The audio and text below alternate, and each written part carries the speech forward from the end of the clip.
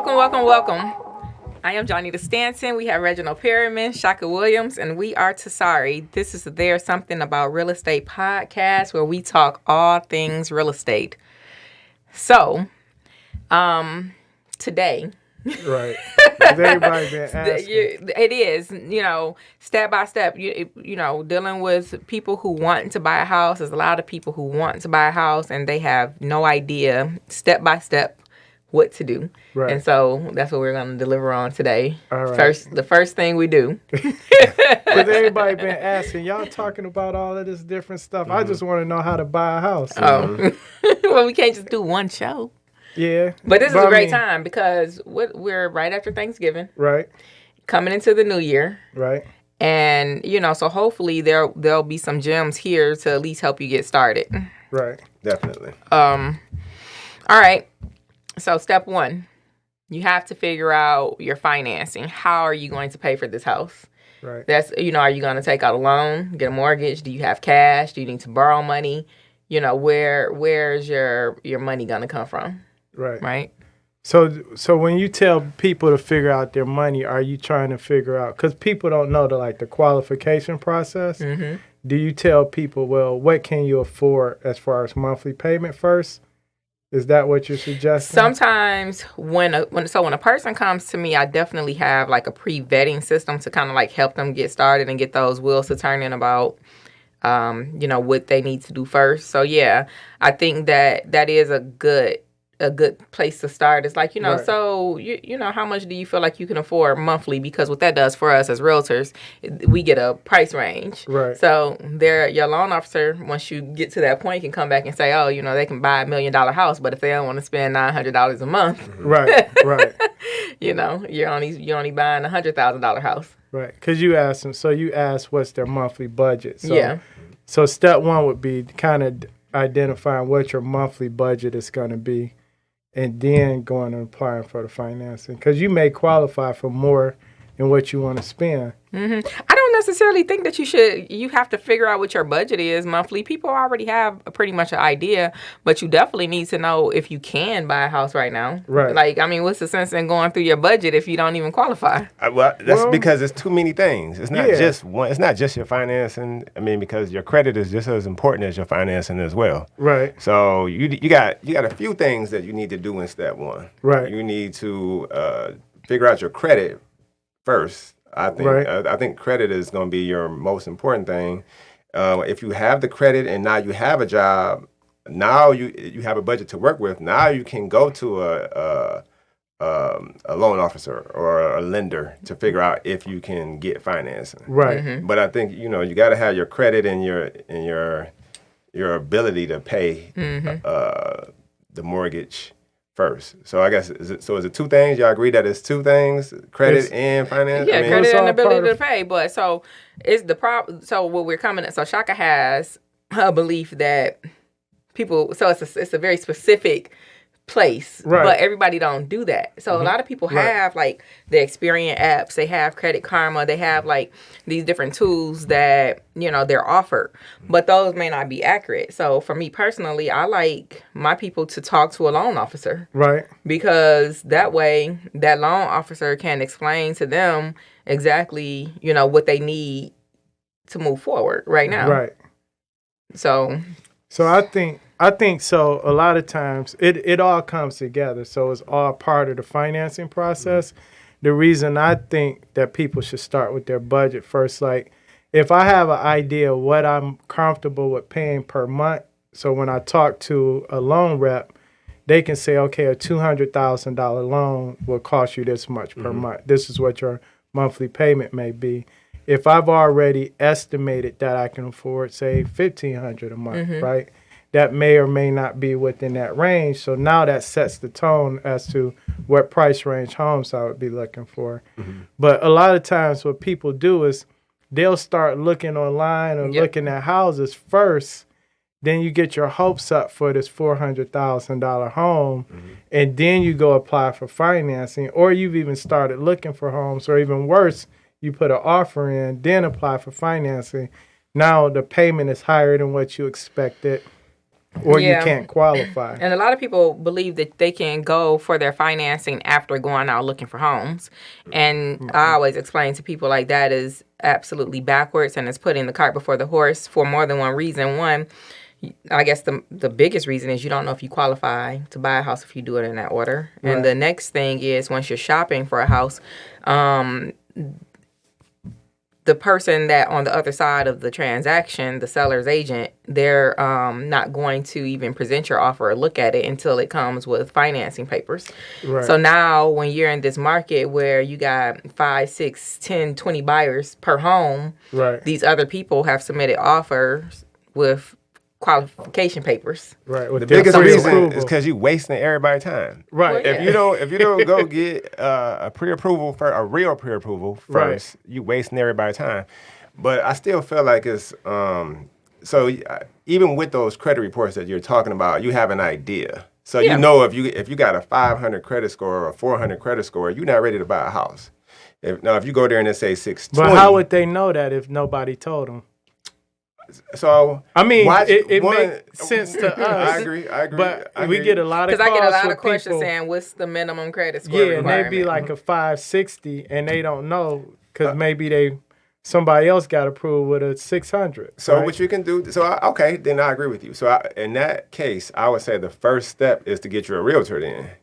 Right? To get a realtor? Yeah, I would say call along. Either or, because a good realtor can redirect you to your loan officer. Well, a good realtor will have an idea of what it takes to get approved. Mm-hmm. But so you would talk to a realtor that either knows that or a loan rep. Correct. Right. I feel like I agree with you on that. So first step, find a professional. A realtor and or a loan real estate rep. Professional, right? The licensed one, right? We agree with that, right? Because and the reason I'm saying that is because if somebody comes to me and they know nothing, then the first thing I'm going to do is say I'm going to have them go pull this credit report that Jonnita's talking about, right? So for me, if I ask you to go pull this credit report that I'm asking for and you can't pull it because it costs $40. Then you're probably not serious about buying a house or not serious enough for me to deal with you, so I'm going to keep it moving. Right. But if you can go spend that $40, then I can help you.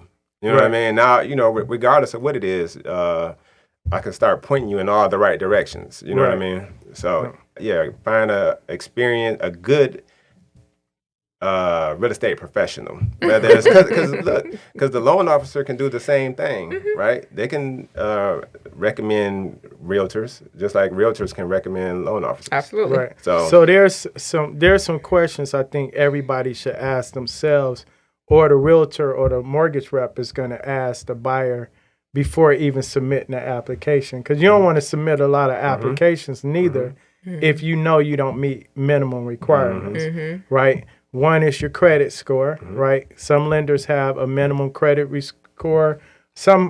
And most of them are consistent across the board. But let's talk about that a little bit. So yes, there are a lot of lenders who can do loans under 600 scores. Right. However, the best place to be in is at least a 621 minimum middle score. So that's going to be your Equifax, TransUnion, Experian score, and the average of the three. Right.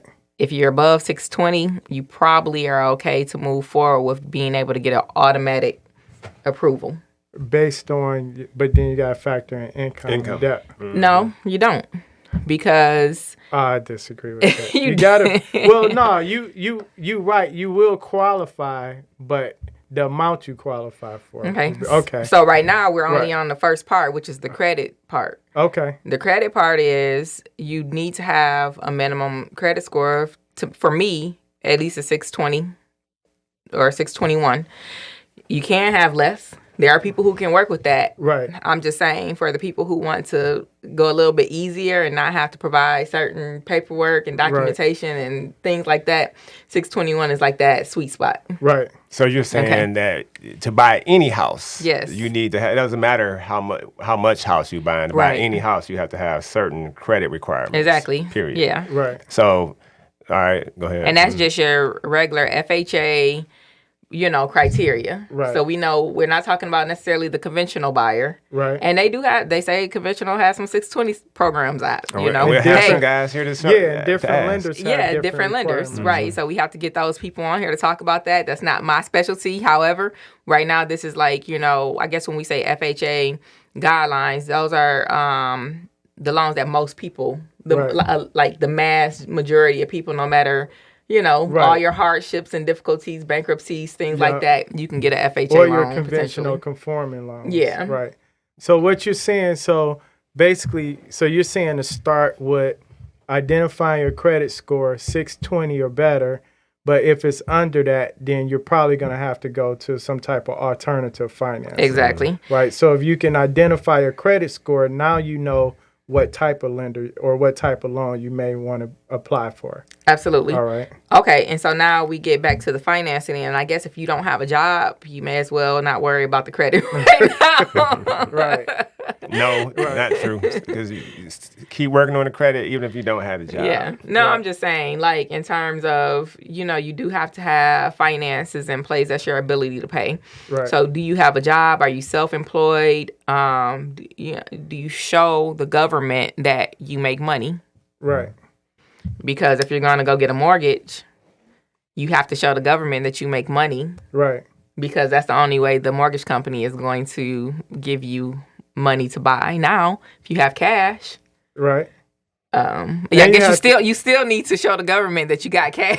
Because the banks are qualifying you based on your income and your debt, right? So if you're not showing any income, they don't have a basis to qualify you for to say that you can pay this mortgage back. Right. Okay. Right? So you said income and debt. Right. Okay. So I guess how do we make that simple? So the simplest way is how much money do you make? How much do you have going out already?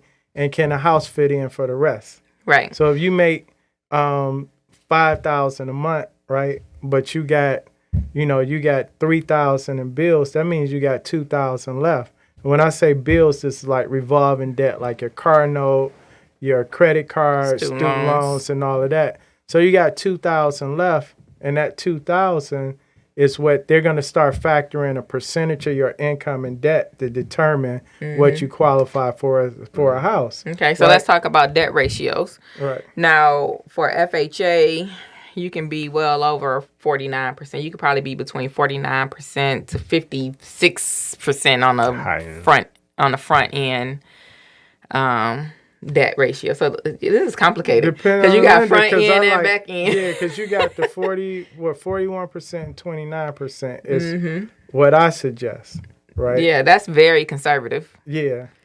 Because if you got 41% minus your debt and then your monthly debt, that's going to give you an amount, and then the 29% of your income, that's going to give you an amount, and whichever is the lowest of the two.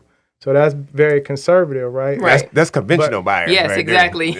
Yeah, but I'm just saying, if you can qualify for that, like we said, some lenders have different programs, but if you kind of use that like as a template, okay, maybe you're 43%, right? You say, okay, then I need to talk to a lender that will accept that, right? Or you just going to get so what you're going to do is you're going to go to that mortgage professional to be able to get those ratios, because they'll let you know, like being able to work, trying to do the math to figure that out. As a person who's not in the industry, I mean, you might just give up on buying a house altogether. But it's not complicated for the, that's something that the loan officer is going to come up with in less than 5 minutes. Here's the thing. This what every buyer needs to know to make this simple. Know what your credit score is. Know how much income you make per month, right? And know what your debt is. So add up all your monthly bills, revolving debt, add it up. So those are the first three things people are going to ask you, whether you talk to a realtor or a loan rep. Then that gives them a basis to say, okay, this person may can qualify. Because you don't want to go out just submitting applications, and you already know you don't meet the minimum requirements. Right. So I would say at least know that before you make the call. That's why getting your good real estate professional Right. A good licensed real estate professional is important. That's number one step. I changed mine. That's my number one step. All right. But yeah, so what we just discussed there was what you call your debt to income ratios, how much debt you have in comparison to how much money you make. I just don't think the average person is going to be figuring that out on their own. So, and it's not worth it. There's no need to figure it out on your own. Exactly. But you don't have to figure. Yeah, you don't have to figure that out to make it simple. But if you call somebody, you should know how much money you make. Yeah. Right? You should know how much money you pay out every month. Now, I can admit everybody don't know their credit score because the average buyer not going to call like, bro, I make my ratios right now are like 39 over 15. Yeah. Like, that's just not going to happen. That's not normal conversation, right? So for every buyer out there, when you call, hey, I make this amount per month, and this is how much I pay out when I add up my car note and all this stuff, right? You start the conversation there because, again, everybody don't know their credit score. Are you saying that to prevent the credit from being ran? Well, not necessarily. It's just that, all right, so if a buyer calls me, right, and I say, well, how much do you want to spend on a home? We go through what are you looking for and everything. I might say, well, what's your income per month? Right, and they say $5,000 per month. Well, how much are you spending on your bills, not including utilities? I'm talking about revolving debt, car notes, student loans, all that good stuff. And they say $4,500. Then I already know right there you only got $500. We haven't even gotten to utilities and living expenses. We got an issue, right? Then my next question is, do you have any other income? Right. But right there, I already kind of got my answer right there. And I can coach them on what it is they need to do and maybe still have them talk to a loan rep because maybe they only got 3 months left on that car note, you know, or something like that. Then you can dig deeper, but at least have that as a basis. Right. Because people go out, everybody that makes good money, they think they should qualify. I know doctors that couldn't buy a $120,000 home. And they probably got that in the bank, you know what I'm saying? But they got so much debt going out, they either forced to pay cash or do some type of non-conforming loan, right? Because of their income to debt ratio. So that's why you're back. You're giving me all my find that good real estate professional. Because basically what Reggie's saying is if somebody call you and they say, I want to buy a house. Right. Now, Reggie said a few things that let us know that he's a good agent, you know what I mean, right. as well as experienced, but also that he is out of the weeds now, right? Because I can't take everything that the individual says at face value. That's true. It's crazy, right? You ask somebody, how much money you make? I make $90,000 a year, right? All right, then you go get their check stubs and they W-2s, and it say $60,000 this year and $50,000 the year before. Man, what's going on? Well, I ain't worked that much this year. Right. But then you ain't make $90,000. Or they're a seasonal worker or something like that. Right. You know what I mean? Same thing for your credit. You get people that come in, they say, I say, what's your credit? What do you think your credit score is at? Or when the last time you checked your credit? Right. Oh, I just checked it. I got Credit Karma. Oh, for real, what's your score? I'm a 680. Right. You know what I mean? All right. But you know what? You want to go to that professional first to help guide you or coach you through so they can ask you the questions that you need to be answered to figure out if you can actually qualify for a mortgage. That's true. But I think people should have some accountability on their end and know just the basics, right? You'd be surprised how many people I talk to and you ask them how much they make a month. They never calculate it. They know what they make an hour. You know what I'm saying? And I can calculate it for you. Just know what you make a month, know what you pay out a month. That's just basic financial budgeting for your household. Just start there, right? Yeah. But this is why we educate people. If you're going to buy a house, these are the numbers you need to know first. How much do I bring home a month? How much do I pay out a month? Yeah. So let's talk about the credit stuff a little bit more. Right. So what Shaka was just saying, you talk to somebody and they say, I have Credit Karma, and it has so the reason why that is kind of a problem because mortgage companies, so if you're talking about buying a house, the scoring grid is not equal across the board. So what Credit Karma may be reporting may not be the same version of program or software that the mortgage companies are using to get your scores. Right. So they're not going to be accurate. You may see 680 on one of, so you get 2 scores on your Credit Karma, and one of them might be a 680, but when the lender goes to pull your score, you might be at a 540. It's only 2 scores on Credit Karma? Yeah, it's only 2. Right. Well, that right there tell you a lot. And then, or it could be also the reverse. It could be a 720. Right. I've seen it both ways, but I guess the point is it's not accurate. So if you go and you talk to the lender that you vet your lenders, you find somebody you want to use, and you let them run credit, they're going to be able to tell you what you need to qualify for their programs. If you get on better programming systems that you have to pay for, 9 times out of 10, you're going to be able to pick the version that the mortgage companies use and be able to see the more accurate scores. Right. So and then the other thing too, like so mortgage financing is different than, I went to the dealership. They was like, people would say I was gonna get a car. They was gonna give me a car, so I should qualify. No, it don't work. It's a different type of financing. So like, if you go to a car dealership, let's say you got an old Finger Hut bill for $80 or $100, and it's showing on your credit. You could still have a decent credit score because you pay everything on time, but you got this one outstanding bill that was never paid, judgment or whatever it is, right? You can walk in the dealership and still get that car in most cases, right? But you're not buying a house if you got judgments. I don't care how small they are. The lender's going to tell you need to pay these off. It's a different type of financing process than buying anything else.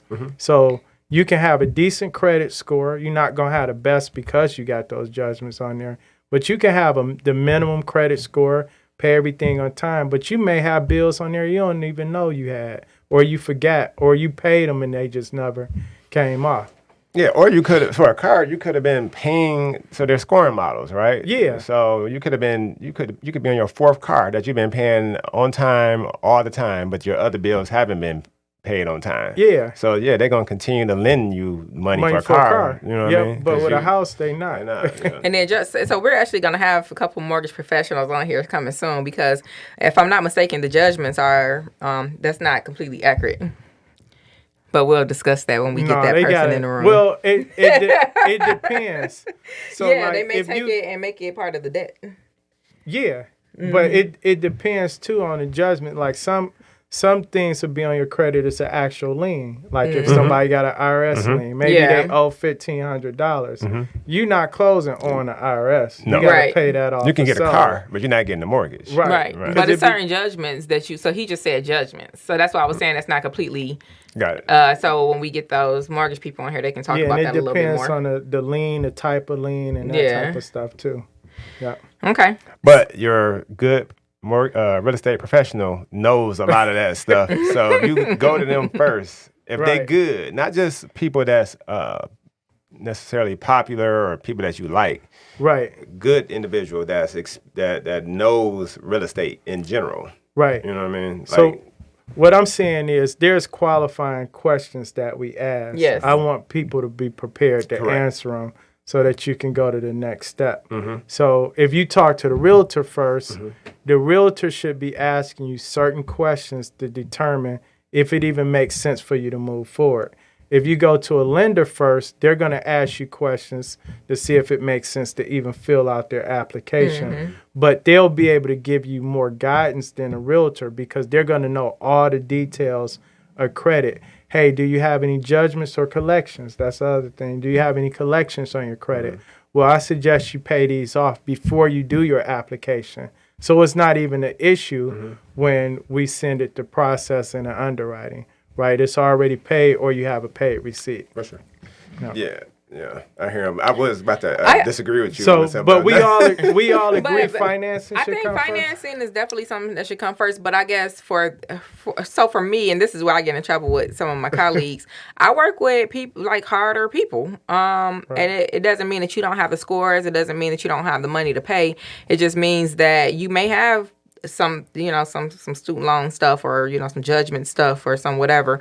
But a lot of times people think that they can't buy a house, and they actually can. So you talk to your realtor, you talk to your lender, and then you get your automatic approvals based on that lender's programs, and you move on forward. So I don't want people feeling like, I can't go and apply because I may have some stuff going on that I haven't taken care of. That's why you find your experience, you're good real estate professional. Yeah, they should apply, but they should know that I would know, like, for example, if I got an IRS tax lien, if I know that before I apply, the minute I had that conversation, hey, I got this lien, I'm willing to pay it off before I close. Yeah. So what I'm saying is, some people know you can't hide it. Right. Is what I'm saying. Yeah, that's true. So when you go apply, everything's gonna come out. So the more you know up front, because a lot of people will go into a system where they do a soft pull, right, on your credit, and they'll send you a pre-qualification letter, and you out here shopping for a house, you put your deposit, you pay for the inspection, you pay for the appraisal. Oh, you can't close because you got this on your credit. And you looking at the lender like, no shit, I already knew that. You just finding out, right? And then they like, well, you never told me. You know what I'm saying? But you didn't spent $1,500. Did you say a soft pull? Yeah, whatever they call it. Some lenders would do like a. Like, who is these lenders is doing soft pulls? Trust me, it's some terrible lenders out there that horrible lenders that will give you. Don't get me started. The first time they pull a credit, they're just pulling something that's probably equal to like a Credit Karma, and they'll give a pre-qualification letter, or some of them will still call it a pre-approval letter. The buyers out here like, oh, I'm pre-approved. You go out and spend this money, put your deposit down, and then the lender is calling you back like, oh, we got an issue. This person owes child support or something like that. Like, dude, you should have seen that before we even started looking at houses. Yes, absolutely. So I see what the hesitation is here. Okay, I'm just automatically thinking that the lender pulled real credit. No, so that's what that's going to show, your judgments and your bankruptcies and, all these different things. Right. Well, go ahead. Oh, go ahead. Not just that, but the lender doesn't they don't always ask all the questions. So like he just gave the situation with child support. That's not necessarily what it is. Yeah, to be on your credit report if it's in the arrears or if you owe. And then if you're paying, it should be coming out of your checks. So that means that the lender missed a whole bunch of stuff if they didn't see child support. Right. Yeah, but it happens all the time. Yeah, you're right. But that's a problem. Yeah. Right. But if you're receiving child support, it counts as your income. Yeah. But if you're receiving child support and the child's 17, they may not even consider it because you may not be continued. You may not continue to get that child support. So those are the little details why we say get financing first. But I would know if I owe something substantial to where it may hinder me from getting a loan. So this is the conversation. Just be upfront and transparent about what your debts are. I think sometimes people are worried that they're going to be judged if they owe like student loans or if they have child support or whatever it is. And at the end of the day, we are not supposed to be out here disclosing anyone's personal business. Right, so it doesn't matter what you have. If you withhold information from your realtor or from your loan officer, it could very well cost you your house. Like an attorney. Right. Yeah, you got to give them all the information up front. Here's the thing, right? I tell buyers this all the time. Everybody owe everybody. Your situation is not unique. So you ain't the first person that had bad credit. You ain't the first person that owed front of the court. You ain't the first person that had Finger Hut collections, right? Right. Or Fitness USA. It's so funny that you keep bringing up Finger Hut because they killed so many of my deals, like over $200. Like, God, $8. So I'm about to pick on my dad here. He has. He has great, he pays all his bills, but this little $8 a month Finger Hut card, somehow he forgot to pay it. Man, he canceled them so quick. He was like, oh, y'all gonna put this on my credit over $8? But see, that's why I keep bringing it up. Finger Hut be getting people. I may know my credit score. I may feel confident in what I can do, and I can have a conversation and say, okay, this is where I'm at. and then you pull the credit and you see something different. Now we can have a real conversation. Now I'll be like, oh, that's only $20. I'm going to pay that tomorrow, right?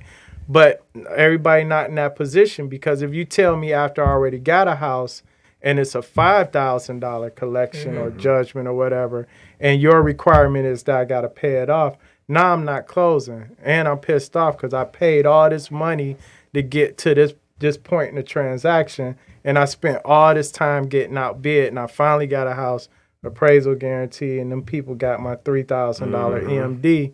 I'm not happy, right?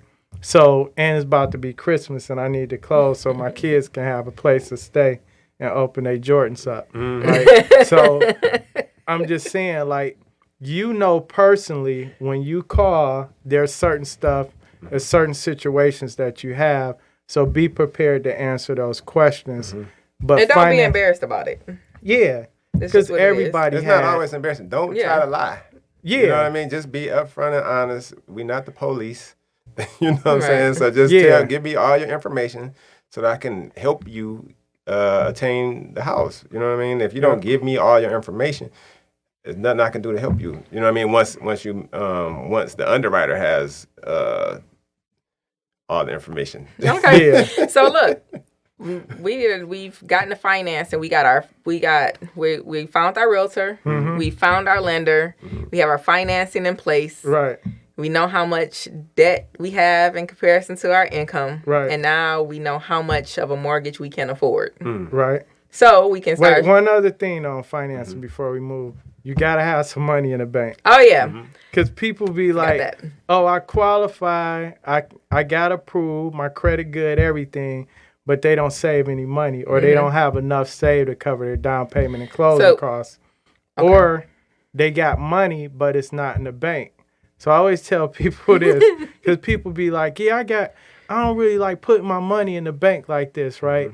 And I'll be like, wait a minute, you want a bank to give you a $300,000 loan, but you don't trust them to have $8,000 in the bank. Like, that kind of don't make sense, right? So they want to see that you got money in the bank to cover your down payment, closing costs, and probably some reserves. Yes. In addition. Down payment and closing costs. Okay, so I'm glad you stopped us there. Those are not synonymous terms. Right. They're very different. Right. And sometimes most of the time, people want to know how much money down do I have, and then when their professional answers that question, they feel like, okay, sweat off my back. I only need $10,000. Right. But then no one told them about the closing costs. Exactly. Which is going to be an additional $10,000 to $15,000, depending on your taxes and insurance escrows. Yeah, and depending on the lender and what their fees are. Right. Mm-hmm. Or your friend brought a house and they only needed 1% down, but they didn't tell you how they did it. Yeah. Or what type of loan they got. Mm-hmm. Right? Because it could have been a mixture. Right. Or it could have been FHA 3.5% down, maybe to seller pay the closing costs. Right. Could have been a lot of different things. That's why you get financing first. So here I am. I make $60,000 a year. I got a $200 car note. My credit, I think, is above 620 from what I know. And I don't owe nobody that I know of. And I got $7,000 in the bank. If I know that, I'm confident in anybody I call, right? Now, the only thing I need you to do is tell me, what can I qualify for? Did something else show up? And when can we start looking for a house? Reserves. They shouldn't be that confident, though. I mean, I'm not saying confident as, oh, I know I'm going to get it. But what I'm saying is, I know where I stand based on. Process. Yeah, I can start the process, right? Yeah, so that's what I'm tripling down on my get your good real estate professional first. Because regardless, if you get a good real estate professional, they're going to start walking you through these steps. Right. And they're going to catch certain things like how it's a lot of nuances that we keep on, like y'all said, NACA and MISTA and other down payment assistance programs, which help people get into the house that that people, your cousin didn't understand how to explain to you their entire process. Exactly. When they told you that they put the 1% down. Right. But your real estate professional will. They'll be able to catch stuff like child support, Right.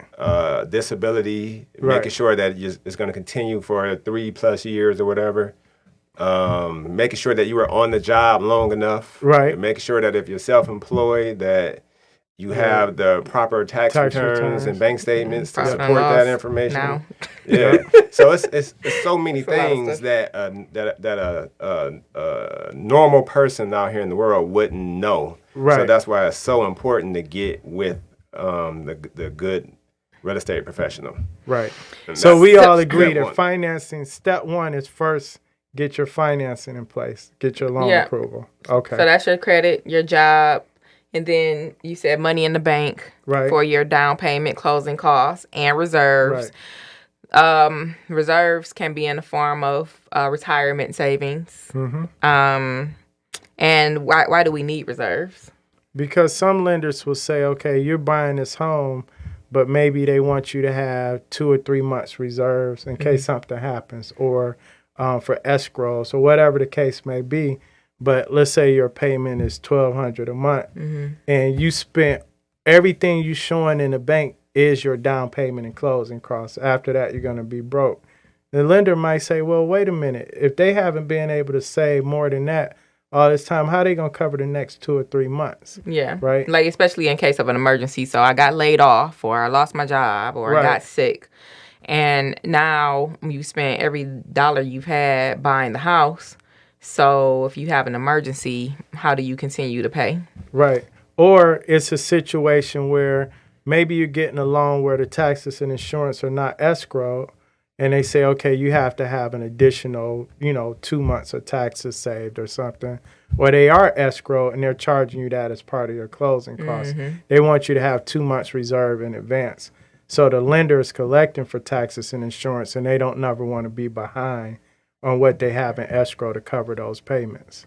So reserves is basically the lender's attempt at making sure that you are in good position to be able to make your mortgage, taxes, and insurance payment every single month. That still falls under your ability to pay. Exactly. Yeah. Yep. So we good? Yep. Hold on, I want to go back to something. All right. So hold on. So financing? Financing and credit, right? Right. I It's feel all like under under one the to me. Yep. Okay, and then I feel like that's second. Why you Wait, think what happened? financing I is said second? I said the professional was first. Well, I mean, yeah. the professional would lead them to financing Right. first. Yeah, but- Because before we start the process, I need to know what I qualify for. so before you do, it's like if you catch a case, Right. you know what I mean. You don't go to Right. court and then realize you need an attorney, right? You catch a case, the first thing you should be doing is getting an attorney, right? Well, if I get a traffic ticket, I don't need an attorney. Yeah, so we talk about buying a house is like a big case, you know what I mean? Like, Right. But what I'm saying, though, I'm just saying in the steps in the process. So we know we're going to call a professional, but what's the first step once you talk to that professional So I'm in Joe a home Schmo. search? So I'm Joe Schmo, right? I know nothing about the home buying process, and I'm listening Right. to us right now. Right. Everything that we said is kind of Scare them away. Yeah, it's a lot. Well, yeah, of course you're going to call a professional, but once you talk to that professional, He the gonna first walk you through step these steps, right? is financing. Yeah. So the professional first step, don't try to call the professional and just start looking at houses is No. what we're saying. Yeah. So Yeah. whatever the next steps are, can't really go anywhere without the financing. It's a waste of everyone's time if you were looking at houses without knowing that we're going to be able to apply for this loan once we get the house. And including that too. So when we say waste of time, buyers take that wrong. Like, I don't want you wasting my time, or I don't want you wasting selling. No, Everybody's it's a time. waste of your time Yes. as the buyer, because you have no idea what you're about to go through to only find out that you can't qualify. Not only are you out here looking at homes and putting in offers, you about to start spending money, and some of it's non-refundable.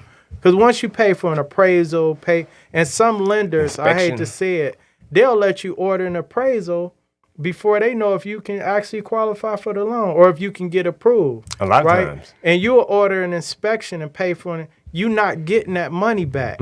So it's best to know on the front end all the possibilities of you being able to go through with this process, right? So, I mean, there are some sellers that will accept an offer without an approval. Not none of my sellers. I'm just saying they are. But you need to have that first 100%. to save you money, time, and headache. Okay. So now that we have a pre-approval letter from our lender, we can start looking for a house. Right. Okay. I want to talk about that pre-approval letter too, though. Oh my God. we gonna let when we have our lender come on the show. Let them go over it. Deep dive. Yeah. But this one is serious though, because a lot of people get a pre-approval letter, Right. without actually giving income docs.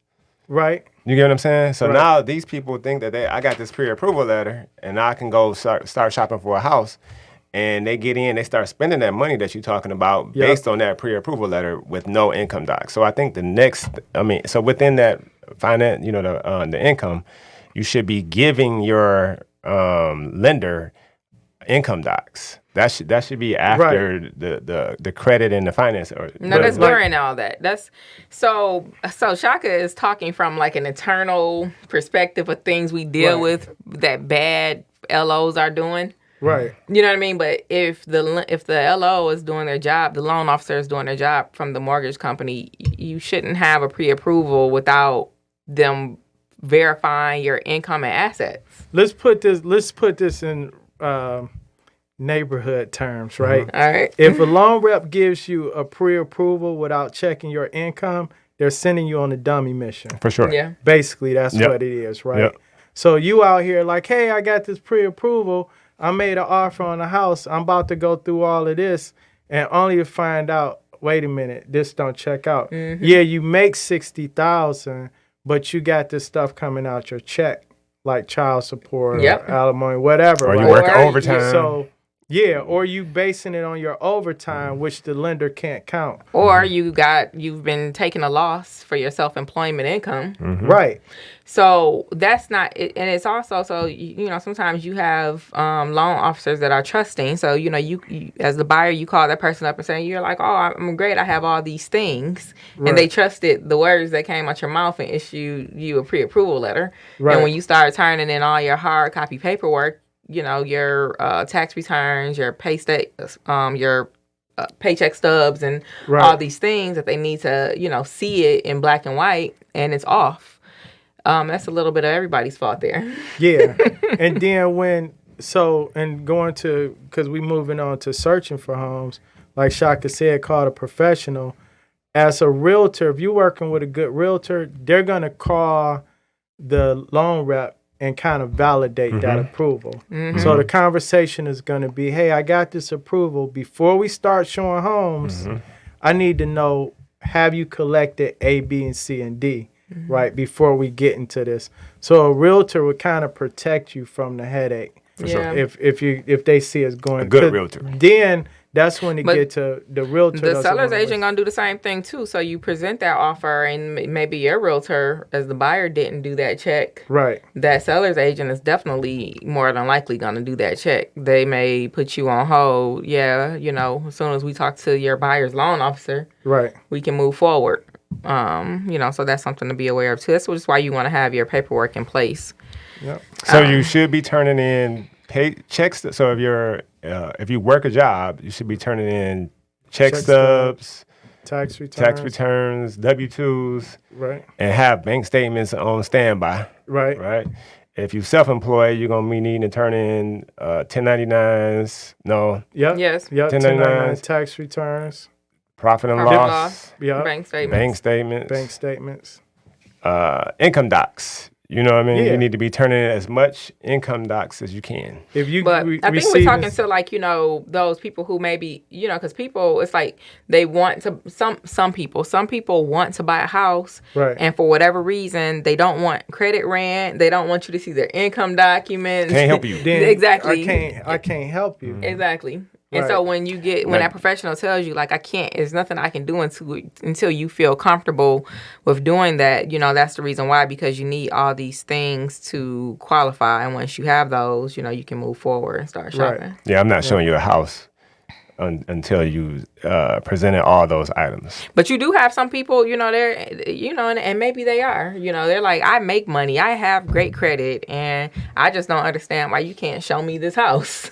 Well, so here's the thing. Some people will work with you, but it's like throwing stuff against the wall to see if it sticks. Yeah. Like, okay, everybody that calls, I'm just going to show them houses. We'll figure it out later, right? But that do more harm to the buyers than it does anybody else, right? Especially if they get a contract signed. Because you're signing a contract saying, I can close this transaction within this period of time, and you're risking your deposit, you're risking the money you put up for inspection and for appraisal. Why go through all of that? Yeah. That's what I'm saying. But most people don't know how important that is. That's why I think financing is first. Yeah. No. Agreed. All right. So we can go now and find a house? Yeah, we start searching for homes. So how does that work? How does that work? Okay, so I guess across the board, if we're part of the board and, we're in the MLS, we probably do a basic criteria. We talk to our clients and say, hey, what are you looking for? Where do you want to be? It would be nice to not be like 20 miles apart from, like on one side of town to the next, find a neighborhood you want to be in, maybe think about why it's important to you. Is it the kid's school? Is it your job? Is it, if you're in a 2-parent place, is it one person's job more than the other person's job? Do I need to be by mom or dad? Yeah. But, establish the neighborhood that you want to be in or near. And, criteria, do I need 3 bedrooms, 4 bedrooms, 12 bedrooms? Do I need a horse farm? Like, right. like what are your must-haves, right? Yeah. So this is where the accountability is back on the buyer, right? 100%. If I don't know where I want to live, it's going to be hard to help me, right? So if you just because we do get these calls, well, I'm kind of looking in Warren, but I also want Southfield. So I just want a 3-bedroom ranch. It don't matter where it's at, right? Well, first of all, how much are you approved for? So if I know I'm only approved for, let's say I'm approved for $200,000. Well, we know certain areas, the style of home that you're looking for is way more than $200,000. Yeah.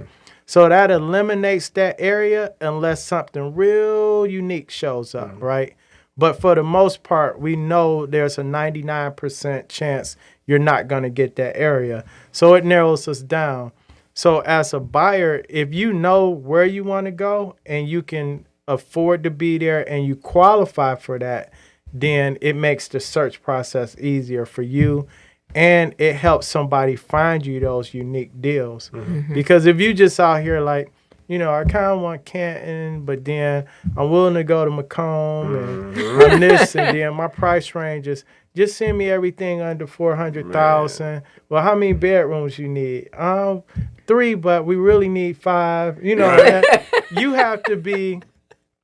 I'd rather somebody come to me and say something that may seem unrealistic, too strict, but they actually know exactly what they want. Right. Then we can filter back. Okay, what you want, you're not gonna find here. It's not likely based on your price range. So here's a couple areas that will work. So let's talk about some of those areas in our area. So Southeast Michigan. Right. Okay. Oakland County. If you must have a garage, you can find a lot of garages at this point in Oak Park. However, your list is going to be full of houses that don't have garages, probably. Yeah, or if you want to attach garage. Right. If you want to attach garage, Southfield or Warren, those might be good. Livonia. Yeah. Like some areas come with certain things, like in a high quantity. Right, but that's where it goes back to Shaka. So this is 2 parts. If you want to be an educated buyer, there's some research you would do, right? You would simply look and see what's on the market. Okay, I want to attach garage. I went online. I seen 50 houses online, and only 3 of them had an attached garage. All right, how bad do you really need an attached garage? Right? Or do you see an attached garage that actually has walk-in access? Because not every attached garage, you still got to leave out and go around and come back in, right? So those are things, and we talk about must-haves. You really have to. Like, can you do a breezeway? Okay, now we're getting somewhere. Right. You know. So, do y'all have any things that you just be like, you know what? You tell your client, I have this. It's a fence for me. You know, sometimes I get clients who need a fence, and I be like, look here. We are not going to not buy a house because it doesn't come with the fence. We may have to set a budget for a fence. Like, because if you do a search and you put in fence. Yeah, 0 comes up. Maybe 2. Yeah, so you have to, the buyer has to know what they want, but they also have to be realistic about what's on the market. It's not like they just building houses like this every day, right? Yeah. It's like you're only able to buy what's on the market at any given time. Not to say what you're looking for won't come on the market, but based on the 30 homes that's available, only 2 of them match your needs, right? So then we got to figure out, do you qualify for those 2? So we need to narrow this down. So I don't mind a buyer being strict. Know what you want and where you want it and why you want it. What if your strict buyer comes and there's only 3 houses on the market that fit that criteria, and they're actually nice houses in budget? That's good, right? You just show it to them. And then you show it to them, and they're like, oh, this is everything. Right. And they're like, well, we only went out once. Yeah. That happens when they miss the lightning in the bottle. They missed it the first time. Exactly. I have a buyer like that right now. They had the perfect opportunity. They wanted to wait, or they wanted to deal. They wanted to get a discount in the hottest market that we've had in a decade, and now they lost it. Now you can't find it again. So with buyers, I just don't assume that somebody's trying to like get over on you, right? Yeah. And that's why I tell people, like, there's some things that you can do in advance before you even start your search. So if what you're looking for, like, I want a Range Rover that drives itself, you know what I'm saying? That's electric, and how likely is that, right? Do they even make those yet, right? So I want it, and if they do make them, can I afford it? So it's like, is what I'm asking for right now at this moment in time realistic, right? And then what can I live with? What can I live without? What about value for buyers? That 5-bedroom house that was built less than 20 years ago with the attached garage in a pretty suburb is not worth $325. So it's listed for $325, but the buyer's like, that house is not worth that. They'll never appraise. Then they don't have to buy it. Yeah. I mean, but then you see 10 houses like that, but the buyer doesn't see value in the thing. The house for them. You have to know what it is you're willing to buy that's gonna make you comfortable. I'm past the convincing stage. For sure. I'm not trying to sell you trying to debate something. My decision as a realtor and your decision as a buyer just may not line up. And if you're unrealistic about the current market, I'm not saying you won't never find a house, but it's not likely because I see houses every day and I know the market. A buyer has to acknowledge at some point in time, maybe I've had buyers where we went out, they found a perfect house, the first house they looked at, right? And it's like, no, that's too soon. It's the first house.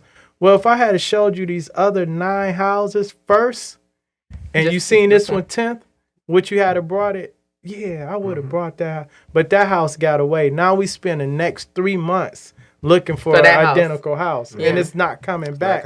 Because I told you, it was a reason I showed it to you the first day it came on the market. That was the one that fit your criteria the most. Exactly. But from the buyer side of it, I do kind of understand because you're just starting out, especially if you're a first-time home buyer and you haven't done any research.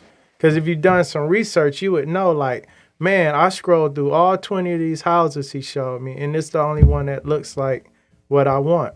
I don't agree with the buyer in that case, right? I understand. I'm not saying I agree with them. I just understand. understand their mindset. Right. And so my thing on that is that your mindset is, so back to the attorney, right? When you hire the attorney and the attorney gives you their advice, their legal advice, you don't sit back and be like, I don't know, Mr. Attorney, right? Unless you don't think that you got a good attorney.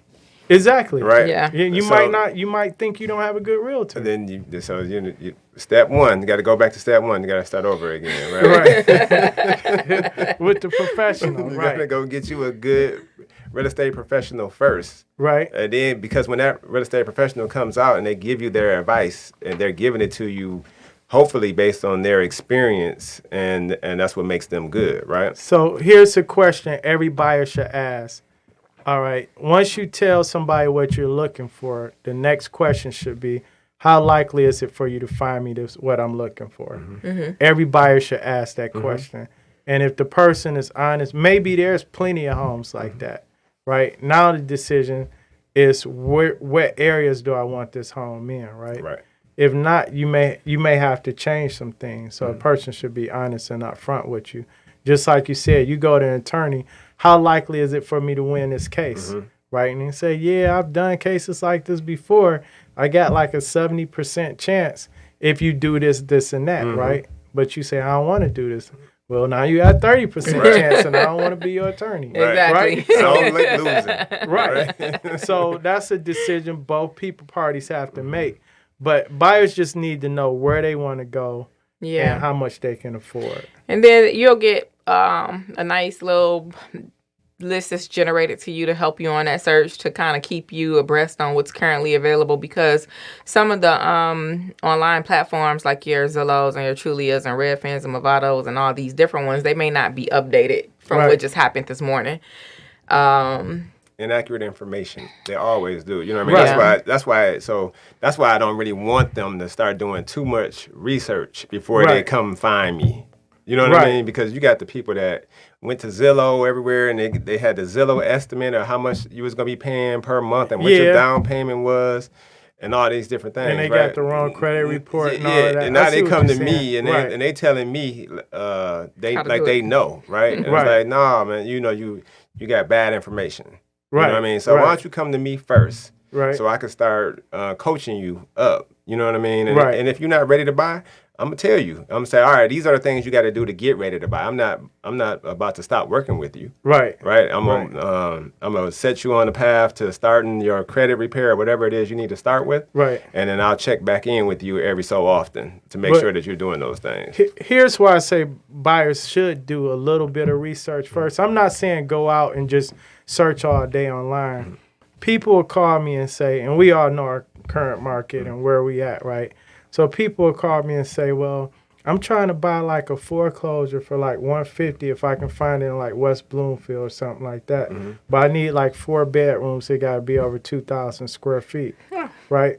If they've been I'm not saying that they had to do like an extensive search. If they just been watching the market, they'll know like I ain't seen that in 9 years, right? So what I'm saying is, if you do a little bit of research or something, your expectations will be set to where it's realistic. In that same scenario, though, they'll find one, or they saw one of those houses, right? And they think like, yeah, they are there. I just saw one. No, but that's when the professionals say, look, that house isn't even available. It's on a pre-foreclosure list. By the time it comes to market, this is what it's going to cost. And more than likely, it's going to be bought by a cash buyer or investor. So if you're not willing to pay cash and you told me you're getting them, you know what I'm saying? And in that same scenario, it could be an old listing from 2005. And then when they send it to you and you're looking at it, it's like, did you realize that this is not even a listed home? It's not even a pre-foreclosure, and it's something that just repopulated, and it's from like 10, 12, 15 years ago? Yeah. So, and I don't know why that happens. Maybe you do, but that happens a lot. Yeah. So we got a little bit different opinion, right? Just a little bit, slightly. Yeah. I want the individuals to come to me to get educated. Right? That's true. That's what I want. Right. You know, I don't want you going anywhere else and getting information that may or may not be true. You know, I want you to come to me. I'm gonna help you. I'm gonna help educate you on what it is that you think you want. Right. And hopefully after I educate you, then you'll realize what's realistic. You know what I mean? Now you can get fired that way, right? Yeah, that's true. That's true. Because I have, right? But I'd rather have got fired than continue going out with that client that was searching for that unicorn. You know what I mean? She saved both of us a lot of time. Okay. Go ahead. Oh, I was just about to move forward. All right. So the home search, you want to start with a realtor or maybe for sale by owner, or look online, some advertising or something. Would you suggest a buyer do that? I do not promote for sale by owners. Well, I mean, some buyers can find good deals. No, I'm that's not going true. to be biased here. I'm biased. Well, what about a buyer? A buyer finds it for sale by owner, but they need a realtor to assist To them. the system. I've done that before. Right. And I Or don't. an I'm just attorney. kidding. Hold on. No, you lost me. I was just kidding, but then he threw an attorney out there. So personally, I think that attorneys are great for looking over paperwork, adding things, especially looking at title, Right. all those kinds of things. Going over your paperwork, making Right. sure you're protected. But I hate attorneys shopping for houses or helping people find houses. That's just me. It's Most of them won't, though. yeah, but you have some that will, especially those family member attorneys. Mm-hmm. Yeah, most real estate attorneys, they just gonna let you find a house and do your paperwork, Okay. unless they're licensed. I don't know. They be going to get licensed, but they're not good realtors though. Yeah. So they might be No. a good attorney, but because they mess up all the time. Attorneys mess up all the time on paperwork. Yeah, when they're not real Basics. estate attorneys, Yeah, right? even real Right. estate attorneys. You know, like Yeah, Sometimes I've real looked estate at attorney. I mean, so I've looked at a bunch like of our documents from Right. a real estate attorney, and I'd be like, bruh, It's crazy. let don't me even let me comply help with you the out with state. your job. Yeah. Because let me they're get my not little good. red pen. right. Like, bruh. I mean, and they're trying to hurry up and get quick money. You know what I mean? Right, It's right. simple to them, right? It's this. They don't even got to. So like I love them for what they're for, which is looking over the paperwork, making sure that individual is like protected. I love them in place for like title work because sometimes the covenants and the warranties and things are exceptions. Right. Certain things in title that is just well above my pay grade. Right. So I love them for that, but they don't really have a lot of customer service when it comes to serving that client and really assisting them into getting them what they want Right. in terms of their house. So we would say that the home search, your first option for a home search would be to start with the realtor. Yeah. Would you agree that maybe like a next step, if you're not going to use a realtor direct, maybe like somebody's buying like a rehab and ready from Detroit Land Bank, because they can go straight there and They do can. that, right? Now they may need somebody to help them navigate that, which may or may not be a realtor or an attorney. But there's other platforms and ways to find homes without a realtor, but you're going to still need some professional help. advanced. Unless you're really savvy and That's sophisticated. an Yeah. advanced level Right. course, right? Yeah. Right. So we're not talking. So your normal buyer probably shouldn't go that route. Right. You know what I mean? You're not. Right. You're not going to be. Yeah, you don't especially have that's your enough first time. They're information. going to need some assistance in Yeah. locating. Yeah. Right. All right. I mean, shoot, when it comes to the rehab and ready stuff, I'm even like, yeah, I wouldn't. You got to be careful. Yeah. So should a buyer work with one realtor, or should they just call? Because you see some property on this website, you see it on this website. I think you that calling around. How does that work? I think they should probably do a couple interviews. Right. Don't get in your car and go out with several different people. Right. Unless when you went in your car and went out with that person, you just didn't like them. You know that you're going to fire them, or Right.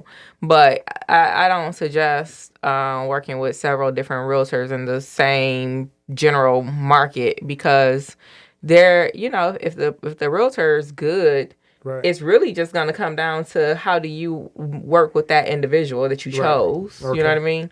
So, like I Definitely literally not. just had. Definitely don't work with Yeah. multiple realtors. I literally Find just. you one realtor. Like you said, interview a Right. few realtors. Mm-hmm. Find you one realtor. Now, if that realtor isn't working for you, and decide to fire him and go to a new realtor. That's fine. Right. But definitely you shouldn't be out looking at houses with several realtors. I would say also, like, searching with a realtor, 99% of the homes, all the realtors got the same access to through the MLS. But the difference will be how hard that person is working for you. Yes. And if they good at negotiating, and if they understand, like, all the issues you may go through with the deal. And also find a realtor that also spends some time trying to find off-market properties. That's what I was getting before ready to they say, hit the yeah. market. So, like one of my people that just hired me, she wasn't going to, and she called me and she said, "I'm so sorry. I was going to try to use this other guy." Right. and I don't like him. Right. She was like, I need more energy. He just seemed, she was like, I don't know. And I'm like, well, hey, you know. She wasn't talking about me, was Well, she may have been. Let me so that's the other thing. If somebody calls me back or they were working with someone else before, I don't personally like I don't want to know who they were working with before. Right. Because it might be one of my friends in the industry, you know, that I network with or do business. I would prefer to just, That's exactly why I want to know. I want to know. I don't. Because I'm going to call. Because by knowing people, whether we're associates or we've done a lot of business together, I can determine what type of buyer you are based on what happened with that situation, right? So, like, if somebody was working with one of y'all, a buyer, and they say, well, they just wasn't getting the job done. Well, were they showing you properties? Were they sending you properties? Then I know what type of service you offer. So I say, man, I probably can offer something a little better or maybe equal or whatever. But the problem probably wasn't the realtor. The problem probably was the buyer. So the buyer has to know, like, this is who I want to work with and why you want to work with this person. Like you said, it can't just be about feelings and emotions. Even though we choose a lot of I don't think it was way. so her situation, like she's not in town. She needs somebody who's going to be attentive. And like, I mean, she said what it was. So what I do is I say, well, okay, you did a few interviews. You were going to select that person over me. Would you mind giving me some feedback? Because like, you know, at the end of the day, I like to make my business better. Right. But it ultimately came down to she had made that decision based on the realtor knew more people that she knew personally. Okay. So she felt like, you know, more of my family and friends know this person and he's coming Did they highly. actually do business? Didn't ask that question. She just said that person came highly recommended from family and friends. Okay. And, you know, that was one of the factors. But I guess when she got to working with that person, her experience with me versus that individual was, you know, night and day. She didn't like the way that person went about business. That's why I'm going to call. So if they say, yeah, I was working with Jonnita or Reggie, I'm going to call Jonnita and Reggie and say, this client is trying to come over here. And then most likely one of y'all going to say, yeah, take that person. Or you're going to say, oh, really? You know, well, I know what happened. Right. And you're going to explain to me what happened. And that's going to help me if they decide to come over there with me. Right. So I definitely want to know who. We've had a couple times, right? Like yeah, you have. I see. And for me, I stay away from that. I just do. It's not. It's too many of us. And if it was a situation to where, so like, I knew she was in her interview process. I know I'd spoken to her. Right. I know that, you know, we were supposed to meet. And when I called her and said, hey, you know, let's make sure we meet. That's when she, full disclosure, gave me the information and why she was going to be moving forward with me. Right. I don't need to know who that individual was. So here's the thing. So let's go back to buyers searching for homes. So we all know you can search for homes online, find a realtor to help you search for homes.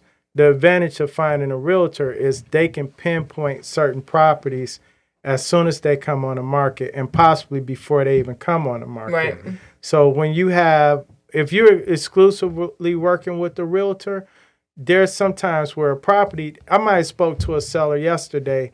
They planning on listing that home next Friday. You one of my buyers, I'm telling you about the property now, right? So you do want to have a realtor, but don't choose the realtor based on just because you like them or their personality. You want to choose them based on their production or their experience or the way they handle business or the way they treat you. And most importantly, if they're going to educate you on the process. Right. They can't educate you on the process. They go back to what you were saying earlier. Like, tell me, how does this work? Right. Right? You want them to be able to explain it to you. Because my family may love the person, but then none of them did business with them. Yeah. Right? So it's just one of those things. So you want to vet your realtor too. 100%. Yeah. And then always get and I guess for realtors, you know, get your contracts or whatever, because that was the first thing I did. Okay, we about to start looking. Great. Sign our contract. Right. So that's going to be, so we missed something, right? Yep. Because that after you do your financing, you get your pre-approval, and you selected your realtor, you interviewed Right. and you selected your realtor, then next you need to be signing a Exclusive contract. exclusive buyer agency. If you're dealing with a agreement. good realtor. Right. So, and it don't cost the buyer anything. In most Doesn't. cases, they're not charging you anything. correct. Right. You just want a commitment, so that you're not all over the place shopping, just because, you couldn't get me right now when you called. I'm recording my podcast. So It here's shows the thing. professionalism too. Yeah, and here's the thing. As a buyer, you should ask the realtor, like, hey, if you go out of town and I see a home, what's your process for handling that, right? That question was and asked. most realtors would say, hey, I got other agents in my office that would show it to you, and I can still put the deal together remotely because everything is online, right? So don't when you're choosing a realtor, you have to understand that they have a life too, and you have to know the expectations of how you guys are going to work together, right? But it just has to be on the buyer side. You have to go through a vetting process to get it. And don't never have one realtor show you the house and then write the other offer with your realtor, because we get buyers to call and say, hey, I was looking at your house, can you show it to me? And then I go show it to them, and then they say, I'm going to have my agent write it up. Well, why, really, an agent should be asking you if you're already working with somebody, all right? If you're working with somebody, just stay loyal to that person. As a buyer, when you show loyalty to a person, they're going to bring you the better deals because they know that you're going to see everything through with them. So as a buyer, don't play that, I'm going to go over here, I'm going to go over there, because the realtors that got the best deals, they're going to give them to their best clients, not the best buyers. Yeah. If you're my client, that comes with other privileges. If you're not my client, you're just another buyer in a database, right? So I'm sending my listings as they come out.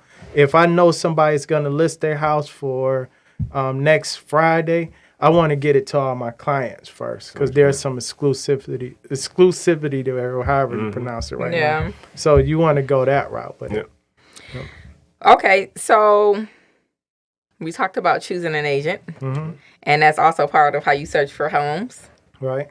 And so now we have, different homes that are available. So that's going to be your foreclosures, your retail homes, and then like your off-market properties. Right. Okay. So foreclosures, the inventory is super low for foreclosures currently. However, they do still come up. Do you think that they're more often coming up for like probate and short sales? Yeah, so that go back to people being realistic and knowing the market, right? So like, if you have to just, first of all, you got to have some common sense, right? So like, if the market values have been appreciating so high, like homes that was 150 4 years ago, now they 225, what's the likelihood of anybody foreclosing, right? If I owe 130 on my house and now it's worth 200, what's the likelihood of any of these people foreclosing, unless it's a death situation, a medical situation, where they wasn't even able to pay attention to the house. They just let it go for whatever reason.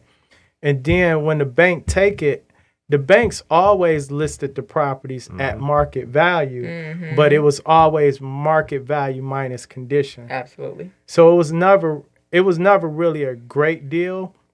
It's just that they were undervalued based compared to the market, and you still had to put something into it. And maybe they estimated 40,000 repairs and you got it done for 20. So you got a good deal, right? So, but yeah, the foreclosures you see now, if any, are probably somebody passed away or something like that. But usually it's going to probate and the estate is taking it over. So in the foreclosures, talk about how you're going to, it's a different way you got to finance those properties. Right. So a lot of people send me stuff and they're like, oh yeah, this one right here, this foreclosure, right? All Right. You got $200,000 in cash, or you got a private money lender, but go ahead and talk about that a little bit. Yeah. So with those houses, typically the condition is poor. Right. And if you are a FHA buyer, the only way to be able to get into those homes, and that's if the seller is offering FHA 203K financing or 203Bs. Right. But right now in this current market here, it's probably cash. And then it's probably also going to be at a certain price point. Well, maybe not. That's a little too far. Yeah, depending on the home. So, like, most foreclosures, like you said, the conditions. Some foreclosures and some banks will do minor lender repairs.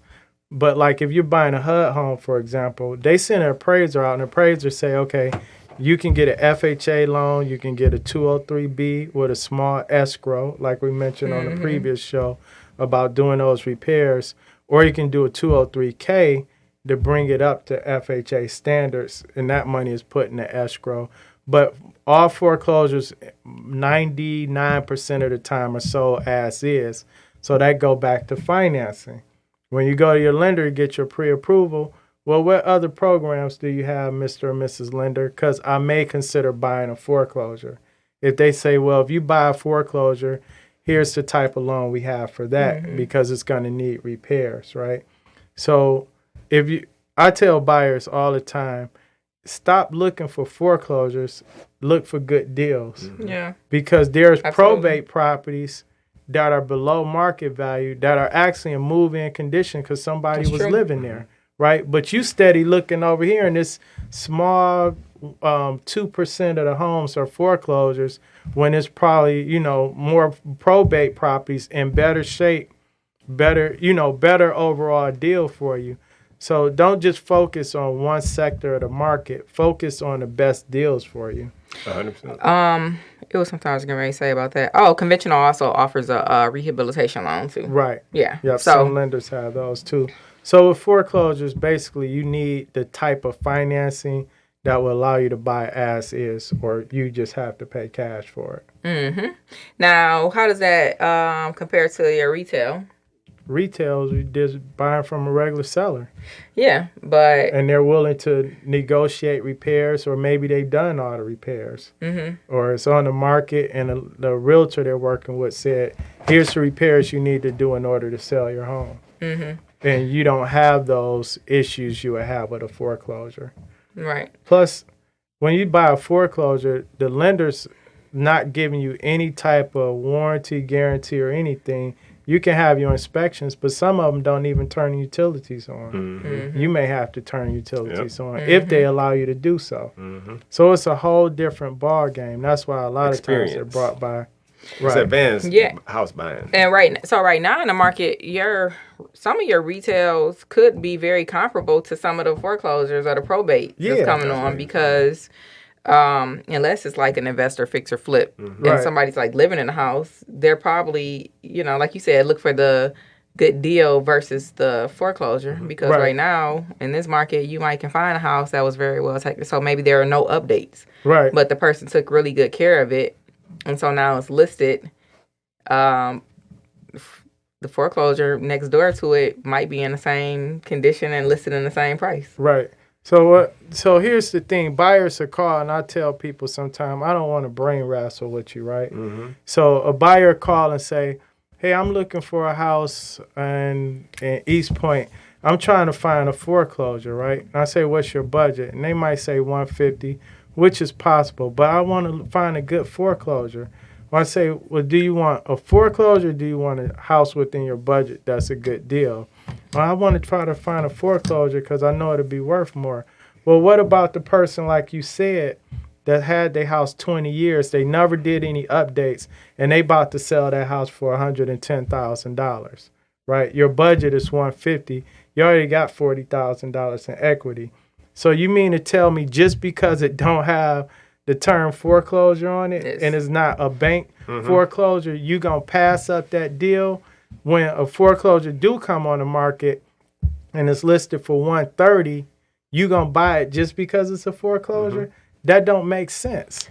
Brainwashed. With wrong information. Right. So it's the word foreclosure doesn't always mean good deal. It just means that's who the seller is because the bank took it through foreclosure and they're selling the property. A good deal is whatever the numbers make sense. It has nothing to do with it being a foreclosure or not. Okay. So off markets in comparison to foreclosure and retail. Yeah, off market can be anything that wasn't listed with a realtor. But you could still be buying it at retail value and pricing. Pricing is whatever you negotiate. So it may be benefits, though, for being off the market. Yeah, the benefits is whoever has access to that property, there is limited to who's going to know about it. So if I'm a buyer and I call you and say, okay, I'm looking for this type of property, and then you tell me I have this property, but it's not on the market. I mean, it's for sale, but it's not listed anywhere for sale. That means I'm probably getting a good deal. Well, not necessarily a good deal. I'm getting the opportunity to buy something where I don't have any competition for it. Doesn't necessarily always mean it's a good deal. Correct. It's just that I don't have to get in a bidding war because only a few people know about this property. VIP. Yeah, right. Exclusive. Because I'm a client of the realtor. I'm not just a buyer of the realtor. There's a difference. That's like the hair loss. Yeah. I'm not only a client. I'm a player president. We could go on and on and on about this subject, though. Yeah, that's what I'm looking at. I'm like, okay, do we need to like continue? We can break this. So let's talk about the offer process itself. Yeah. Quick. So are we gonna do all of the topics in this process? Or we just gonna get through the offer process? Yeah. Okay. Yeah. So guys, there may be a part 2 to this. Yeah, definitely gonna be. This is a buyer's workshop here. You know, we're not gonna rush through it. Yeah. All right. Offer process. So, Mr. Perryman put down a whole bunch of things, and is this in that order? No, it's just explaining how to make an offer. Okay, what so how do we make an offer first? Well, what do you that's need a real to question too. Yeah. Like your buyer literally be like, okay, so what's next? Yeah, Agents the new agents ask this question. Yeah, well, you need your purchase agreement. Okay, right? purchase agreement. I need to know how much you want to offer. The house is listed at this price. How much do you want to offer?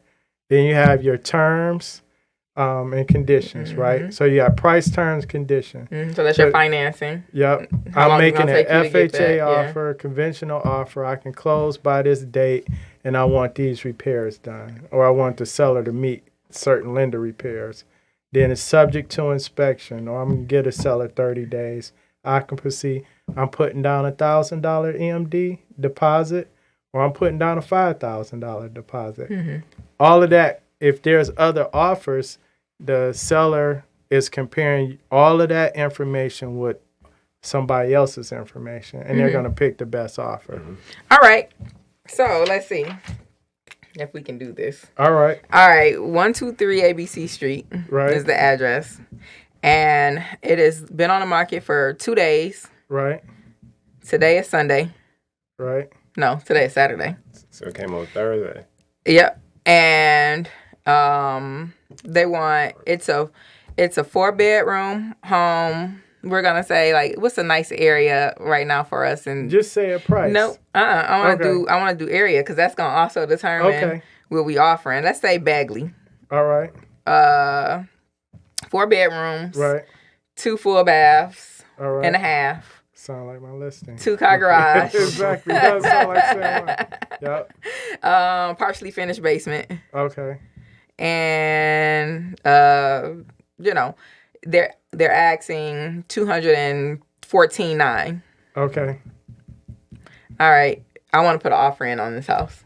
All right. So how much do you want to offer? Oh, wait. And it has a new roof, new furnace, water tank, and AC all within the last year. All right. So how much do you want to offer?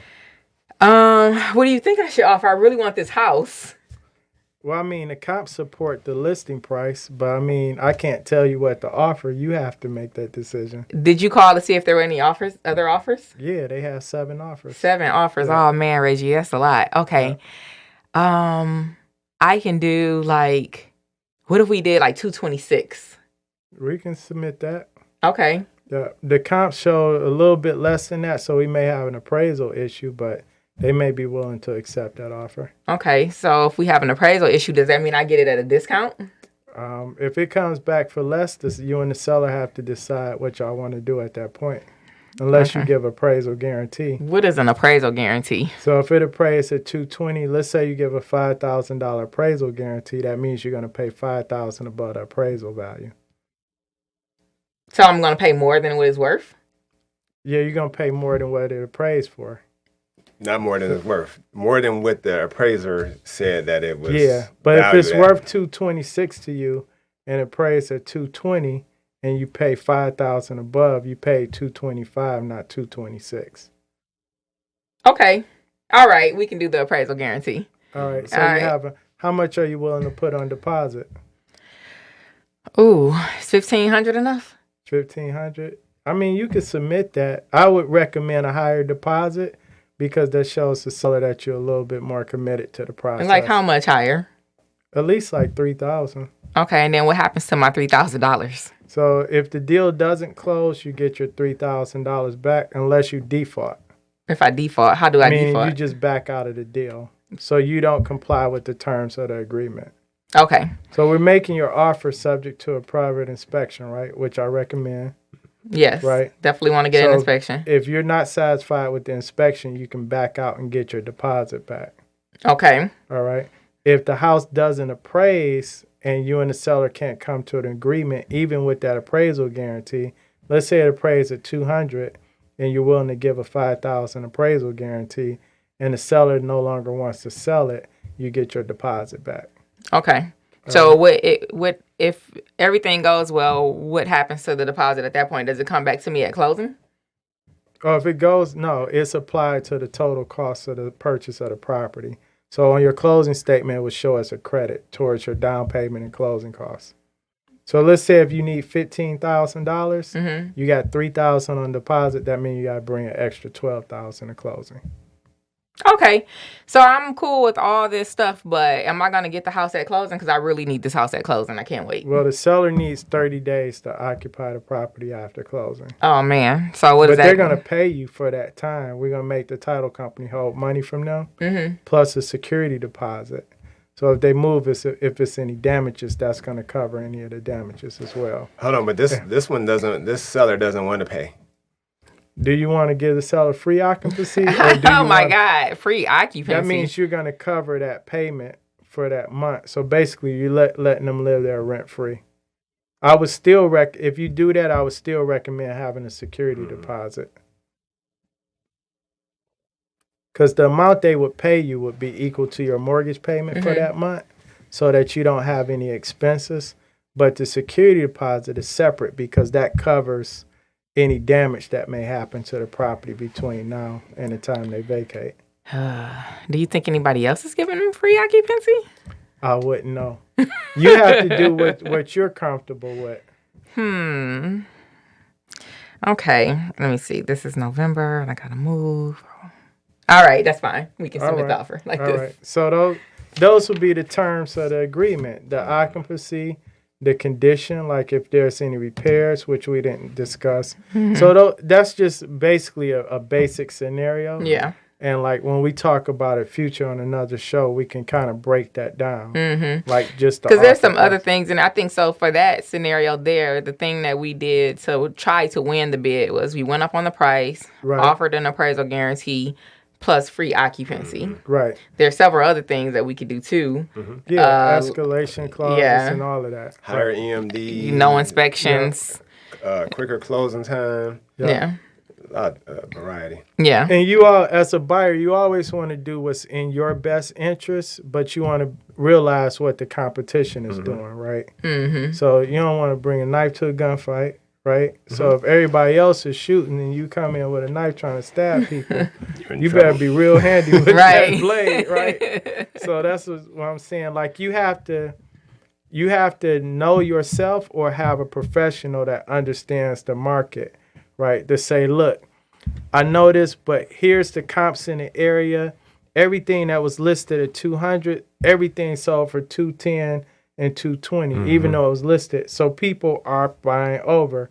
So if it was, if every house that was listed sold 3 days in the area and they all said they had multiple offers, Well, what you think happened to those other 8 buyers on those houses? They all ran to buy this one. So they still out there. You're the one new to the game. You know what I'm saying? You just started looking last week. These people been looking last month.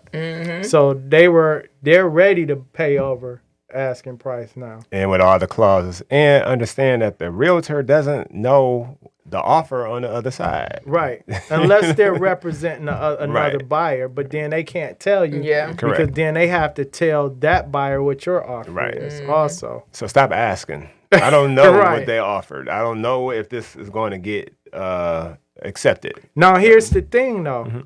If that realtor does find out, because somebody was saying something, right, and you're a client of that realtor, that realtor that's representing you as a buyer's agent is obligated to tell you. And I But want if- to anyway, right? You Yeah. want to. Then, you know, Right. hey, I got some insider information. Right. But if you just like, I don't want to commit to a realtor just be like, Right, well, I right. don't want to, I got another buyer looking at it. I Yeah. got a client that's looking at it. You just a buyer, right? Correct. So you have to identify what you're going to be in a relationship, a buyer or a client. I get what Yeah. you're saying. So you're Right. making a different point. The point was that's the difference between somebody that wants to commit to the realtor as opposed to the person playing the field and dealing with several realtors, Right. so to speak. Okay. So it's simple, not easy. So, okay, we went through having your finances together, shopping for the house, you know, some of the different options for, you know, how the houses are listed as for, you know, foreclosure, retails, off market, and then a little bit of the offer process. Hope that helps and serves you. And we'll be back with, you know, the rest of this. It is a lot. It is. Yeah. It's a lot. So Because it's really like a whole class, but we could, I mean, we could talk about it on another show, Several other episodes. details and Yeah. everything. So just make sure y'all watch the episode when we bring the loan rep in and break down all of that, the financing part. So we'll just chop this up and break it down for buyers. For sure. all right. That's a wrap.